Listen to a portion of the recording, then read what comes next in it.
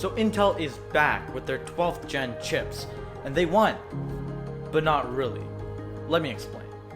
So let's start off by talking about the specs and the performance of these new chips. So these new chips use the Intel 7 process, which ironically is actually 10 nanometer process nodes. Hopefully they can move away from this soon, at least go up to 7 nanometers. Apple themselves with their Apple Silicon Max are on 5 nanometers, and there are rumors of them heading to 3 nanometers soon, so hopefully Intel can catch up in that efficiency part, which we are going to get to later. These new Intel chips also use a hybrid design much like Apple's, where they have high efficiency cores and high performance cores, as opposed to AMD and previous Intel chips, which just had all of the same cores. These new chips also support the new PCIe Gen 5 as well as DDR5 RAM, which does come with a caveat, which is that no motherboards are cross-compatible between DDR4 and DDR5 RAM. So if you have DDR4 RAM on your motherboard, you're going to have to upgrade your entire motherboard if you want to get DDR5 RAM, and vice versa too. Now let's shift focus onto Intel's highest end 12th gen chip, which is the Core i9-12900K. It's got 16 cores, 8 of which are high performance and 8 of which are high efficiency, and it starts at $589. Now this chip is a beast. It scores over 18,000 points in Geekbench 5's multi-core test.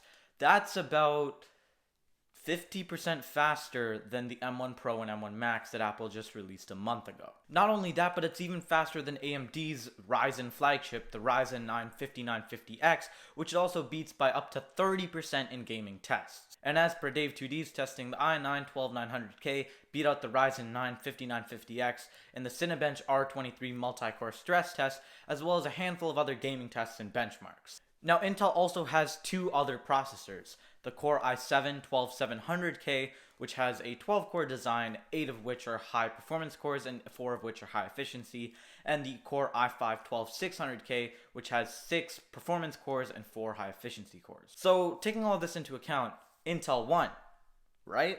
I mean, they clearly beat out Apple's new Apple Silicon chips in performance, as well as their AMD Ryzen rivals, but they didn't really win, and here's why. So, with all of this power, these chips have one major drawback, I guess you could say, and that is their power draw. They're hungry. They are very, very hungry chips. They need a lot of power. In fact, the Core i9-12900K can use a maximum of 241 watts of power. That is a massive amount. That is way more than the Ryzen 9 or the M1 Pros and Maxes need. And all of that means that you will need a lot of cooling to adequately cool this chip. If you do add this into your system, you're going to need a lot of room and you're going to need a lot of cooling. And you know what, even putting the desktops aside for a moment, what about the laptops with these crazy power hungry chips?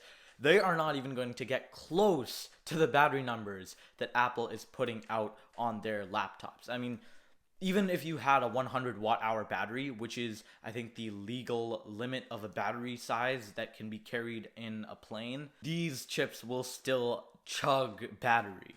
And do keep in mind that these are the K series chips, so these are very power hungry and performant.